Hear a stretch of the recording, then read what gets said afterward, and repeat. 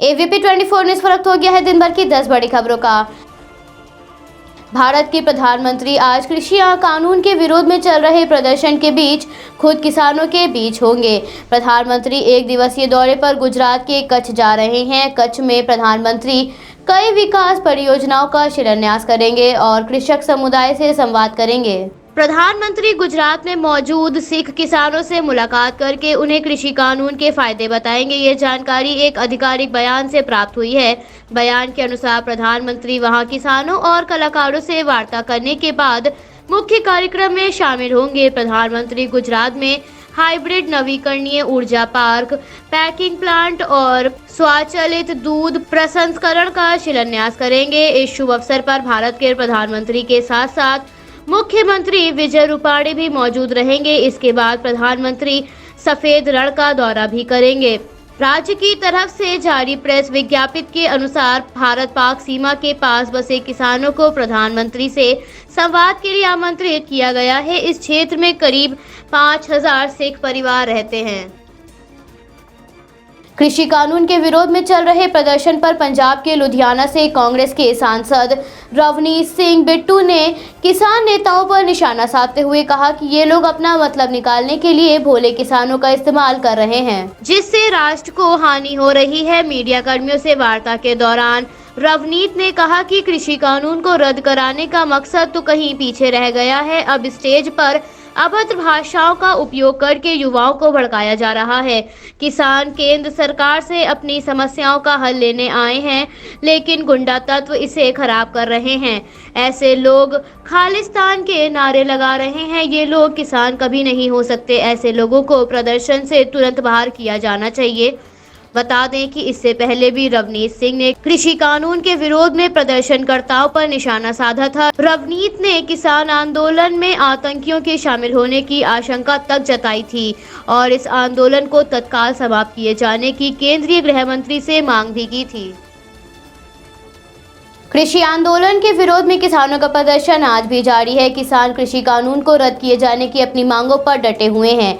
किसानों के आंदोलन के चलते दिल्ली की सीमाएं बाधित हैं। आंदोलन के कारण दिल्ली के रास्ते आज भी बंद रहेंगे। किसानों को जयसिंहपुर खेड़ा बॉर्डर पर बैठे हुए 3 दिन हो गए हैं। इतनी ठंड के बाद भी किसानों का दृढ़ निश्चय प्रेरणा का स्रोत है। सिंधु बॉर्डर की तरफ हुई बारिश के कारण जल भराव और कीचड़ की वजह से किसान समर्थकों को काफी मुश्किलों का सामना करना पड़ रहा है। इसके साथ ही साफ सफाई और अस्थायी शौचालयों में पानी की कमी है, तो कुछ शौचालयों के दरवाजे ठीक से बंद नहीं हो रहे। इन सब कारणों से किसानों का आक्रोश केंद्र सरकार के प्रति और बढ़ गया है। आज सिंधु बॉर्डर पर किसान आंदोलन के आगे की रणनीति पर विचार विमर्श किया जाएगा। अगले 1 सप्ताह के आंदोलन की रणनीति को तैयार किया जाएगा। कृषि केंद्रीय मंत्री नरेंद्र तोमर ने सोमवार को दिए गए एक बयान में कहा कि हम कृषि कानूनों की हर धारा पर बात करने को तैयार हैं। जल्द ही बैठक की अगली तारीख तय की जाएगी। तो वहीं केंद्रीय मंत्री नितिन गडकरी ने कहा कि किसानों को ये बात समझनी चाहिए कि सरकार उनके साथ कोई नाइंसाफी नहीं होने देगी। सरकार किसानों के हित के लिए काम कर रही है।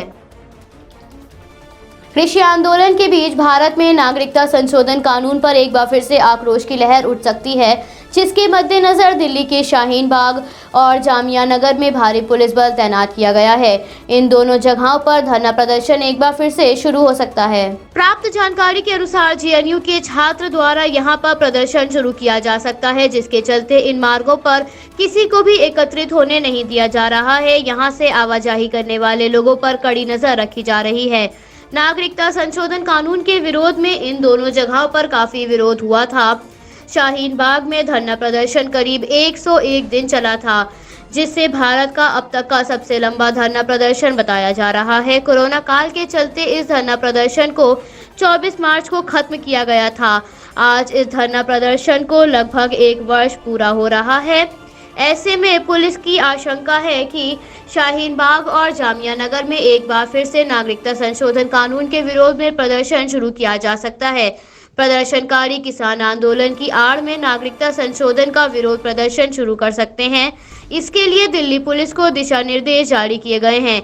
शाहीन बाग में सरिता विहार से कालिंदी कुंज की रोड नंबर 13 पर पिछले 2 दिन से पुलिसकर्मी तैनात किए गए हैं। इसके साथ साथ जामिया मेट्रो स्टेशन से 5 पॉइंट तक मौलाना मोहम्मद अली जौहर मार्ग पर भारी पुलिस बल तैनात किया गया है। सोमवार को सीआरपीएफ और सीआईएफएफ समेत दिल्ली पुलिस के 200 जवान तैनात किए गए थे। दक्षिण पूर्व जिला डीसीपी आरपी मीणा के अनुसार आज धरना प्रदर्शन को 1 वर्ष पूरा हो रहा है, इसलिए सावधानी के तौर पर यहां पर पुलिसकर्मियों को तैनात किया गया है, लेकिन अभी यहां प्रदर्शन शुरू होने के कोई आसार नहीं दिख रहे हैं। दिल्ली एम्स में नर्सिंग कर्मचारियों के हड़ताल पर होने के बाद एम्स के प्रबंधन ने ठेके पर बाहर से कर्मचारियों को बुला लिया है। एम्स के नर्सिंग यूनियन अध्यक्ष हरीश कुमार ने बताया कि मरीजों को चिकित्सीय सेवाएं उपलब्ध कराए जाने के लिए दिल्ली एम्स में नर्सिंग कर्मचारियों को अस्थायी तौर पर तैनात किया गया है। लंबे समय से अपनी मांग को मनवाने के लिए नर्सिंग कर्मचारी हड़ताल पर बैठे थे। नर्सिंग कर्मचारियों ने कुछ समय पूर्व ही स्वास्थ्य मंत्री के साथ बैठक की थी। इस बैठक में एम्स के निदेशक भी मौजूद थे। कर्मचारियों का कहना है कि बैठक में उनकी सभी मांगों को स्वीकार कर लिया गया था, लेकिन अभी तक उन पर अमल नहीं किया गया, जिसके चलते नर्सिंग यूनियन ने प्रदर्शन शुरू किया था। तो एम्स प्रबंधन ने बाहर से ठेके पर कर्मचारियों को बुला लिया। एम्स प्रबंधन का कहना है कि ऐसा इसलिए किया गया है ताकि यूनियन में ये संदेश जा सके कि उनकी हड़ताल बेअसर है। एम्स प्रबंधक का ये व्यवहार अस्वीकार्य रहा।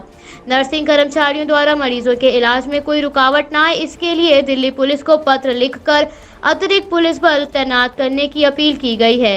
एम्स प्रबंधन ने साफ शब्दों में कहा कि हड़ताल के चलते मरीजों की सेवाओं में किसी भी प्रकार की बाधा नहीं आनी चाहिए। अगर बाधा आती है तो कानूनी कार्रवाई की जाएगी। इसके लिए सभी विभागों को दिशा निर्देश भी जारी किए गए हैं। भारत के पहले उप प्रधानमंत्री और लौह पुरुष के नाम से जाने जाने वाले सरदार वल्लभ भाई पटेल की आज 70वीं पुण्यतिथि है। सरदार वल्लभ भाई पटेल का जन्म 31 अक्टूबर 1875 में गुजरात के खेड़ा में हुआ था और आज ही के दिन 1950 में मुंबई में दिल का दौरा पड़ने से उनका निधन हो गया था। भारत के उपराष्ट्रपति, प्रधानमंत्री, गृह मंत्री, रक्षा मंत्री समेत कई दिग्गज नेताओं ने भारत के प्रति उनकी निष्ठा को नमन करते हुए उन्हें श्रद्धांजलि अर्पित की। भारत के उपराष्ट्रपति ने ट्वीट कर कहा कि सरदार वल्लभ भाई पटेल की स्वाधीनता आंदोलन में त्याग, संघर्ष और राष्ट्र की एकता और अखंडता के लिए भारत का प्रत्येक नागरिक आज भी उनको सम्मान के साथ कृतज्ञता पूर्वक याद करता है। प्रधानमंत्री ने ट्वीट के जरिए कहा, सशक्त और समृद्ध भारत नींव रखने वाले लौह पुरुष सरदार वल्लभ भाई पटेल को मैं उनकी श्रद्धांजलि पूर्वक नमन करता हूँ। उनके विचार सदैव भारत की एकता, अखंडता और संप्रभुता की रक्षा करने के लिए लोगों को प्रेरित करते रहेंगे। तो वहीं गृह मंत्री ने कहा कि सरदार वल्लभ भाई पटेल ने जटिल से जटिल समस्याओं का समाधान कर अखंड भारत को आकार दिया। उनका दृढ़ नेतृत्व और राष्ट्र समर्पण सदैव हमारा मार्गदर्शन करता रहेगा। इसके साथ ही गृह मंत्री ने सरदार वल्लभ भाई पटेल की एक तस्वीर भी साझा की है। भारत की 2 स्वदेशी कंपनियों सीरम इंस्टीट्यूट ऑफ इंडिया और बायोटेक ने कोरोना वैक्सीन के आपातकालीन इस्तेमाल की मंजूरी मांगी है, जिसके लिए भारत में तैयारियां शुरू हो गई हैं। केंद्र सरकार ने टीकाकरण अभियान को लेकर कुछ दिशा निर्देश भी जारी किए हैं। दिशा निर्देशों के अनुसार भारत में टीकाकरण केंद्र बनाए जाएंगे और टीकाकरण 3 चरणों में आयोजित किया जाएगा। टीकाकरण कराने के लिए कोविन ऐप पर रजिस्ट्रेशन कराना अनिवार्य होगा। इसके साथ ही पहचान पत्र लगेगा। इसके बाद केंद्रों पर टीकाकरण किया जाएगा, जिसके लिए केंद्रों पर 3 कमरों में व्यवस्था कराई जाएगी। पहले कमरे में पंजीकरण करवाया जाएगा, दूसरे में टीकाकरण किया जाएगा, तीसरे में व्यक्ति को 30 मिनट तक चिकित्सकों की निगरानी में रखा जाएगा, ताकि यदि वैक्सीन का कोई भी दुष्प्रभाव व्यक्ति पर होता है तो उसका तुरंत इलाज करवाया जा सके। एक बूथ पर केवल 100 लोगों को वैक्सीन लगाने की अनुमति दी गई है। अगर पर्याप्त रखरखाव की सुविधा उपलब्ध है तो एक दिन में 200 लोगों का टीकाकरण किया जा सकेगा। पहचान पत्र के तौर पर Aadhaar card, driving licence, voter ID, pension के दस्तावेज या पासपोर्ट भी दिखाया जा सकता है। तो वहीं दूसरी तरफ ब्रिटेन के स्वास्थ्य मंत्री मैट हैनकॉक ने बताया कि एक नए प्रकार का कोरोना वायरस डिटेक्ट किया गया है जो इंग्लैंड के दक्षिण पूर्व इलाकों में काफी तेजी से फैल रहा है। इस नए प्रकार के कोरोना वायरस को SARS-CoV-2 का नाम दिया गया है और अब तक इसके 1000 से ज्यादा मामले सामने आ चुके हैं। हैनकॉक ने आगे बताया कि ये मौजूदा कोरोना वायरस से भी काफी तेजी से फैल रहा है। इस नए प्रकार के वायरस पर मौजूदा वैक्सीन का कोई प्रभाव नहीं पड़ रहा है। चाबहार बंदरगाह के संयुक्त उपयोग के लिए भारत, ईरान और उज्बेकिस्तान में त्रिपक्षीय बैठक की गई। तीनों ही देशों के लिए व्यापार और रणनीतिक रूप से ये बंदरगाह काफी अहम है। भारतीय विदेश मंत्रालय के अनुसार ये बैठक वीडियो कॉन्फ्रेंसिंग के माध्यम से आयोजित की गई। ये बैठक भारत के प्रधानमंत्री और उज्बेकिस्तान के राष्ट्रपति की बैठक के बाद आयोजित की गई। इसमें ईरान के दक्षिण तट पर स्थित चाबहार बंदरगाह को पश्चिम एशिया से संपर्क के एक प्रमुख केंद्र के रूप में देखा जाता है। इसके लिए भारत, ईरान और उज्बेकिस्तान इस बंदरगाह को विकसित कर रहे हैं। इस बैठक में व्यापार और पारगमन उद्देश्य के साथ साथ क्षेत्रीय संपर्क को बढ़ाने के लिए चर्चा की गई। सभी पक्षों ने कोरोना काल के चलते इस बात को स्वीकारा कि मानवीय सहायता पहुंचाने के लिए चाबहार बंदरगाह द्वारा निभाई गई भूमिका उल्लेखनीय है। इसके लिए तीनों देशों ने अगले वर्ष जनवरी के महीने में भारत द्वारा आयोजित की जाने वाली अंतर्राष्ट्रीय समुद्री शिखर सम्मेलन में चाबहार दिवस आयोजित करने का भारतीय प्रस्ताव स्वीकार लिया है। इस बैठक की अध्यक्षता भारत के नौवहन सचिव, उज्बेकिस्तान के परिवहन उप मंत्री और ईरान का नेतृत्व ईरान के उप परिवहन मंत्री ने किया। भारत में कोरोना के मामलों में गिरावट देखी गई है। केंद्रीय स्वास्थ्य मंत्रालय से प्राप्त जानकारी के अनुसार पिछले 24 घंटों में कोरोना के 22,065 मामले सामने आए हैं, जिससे भारत में कुल संक्रमितों का आंकड़ा बढ़कर लगभग 99 लाख को पार कर गया है। तो वहीं पिछले 24 घंटों में इस महामारी के कारण 354 लोगों ने अपनी जान गंवाई है, जिससे मरने वालों का आंकड़ा लगभग 1 लाख को पार कर गया है। 34,477 लोगों ने इस महामारी को मात दी है, जिससे इस महामारी से स्वस्थ होने वाले लोगों का आंकड़ा लगभग 94 लाख को पार कर गया है। इस समय भारत में एक्टिव केसेस की संख्या 3,39,820 है। ब्रिटेन के विदेश मंत्री डोमिनिक राब भारत में 14 दिसंबर से 4 दिवसीय दौरे पर आए हुए हैं। आज अपने निर्धारित कार्यक्रम के तहत विदेश मंत्री एस जयशंकर से ब्रिटेन के विदेश मंत्री ने मुलाकात की और इसके साथ ही दोनों देशों के बीच और अंतर्राष्ट्रीय हितों पर चर्चा की गई। विदेश मंत्रालय ने बताया कि दोनों ही मंत्री के बीच हुई बैठक में द्विपक्षीय रिश्ते को मजबूत करने को लेकर चर्चा हुई। एस जयशंकर के साथ वन और जलवायु परिवर्तन मंत्री प्रकाश जावड़ेकर, शिक्षा मंत्री राब के साथ बैठक में मौजूद रहेंगे। प्राप्त जानकारी के अनुसार डोमिनिक अपनी यात्रा के दौरान जलवायु, प्रवासन, रक्षा, व्यापार, शिक्षा, स्वास्थ्य जैसे क्षेत्रों पर दोनों देशों की साझेदारी को और मजबूत करने का मार्गदर्शन प्रशस्त करेंगे। डोमिनिक 17 दिसंबर तक भारत की आधिकारिक यात्रा पर रहेंगे। इसी दौरान वो बेंगलुरु की यात्रा पर भी जाएंगे।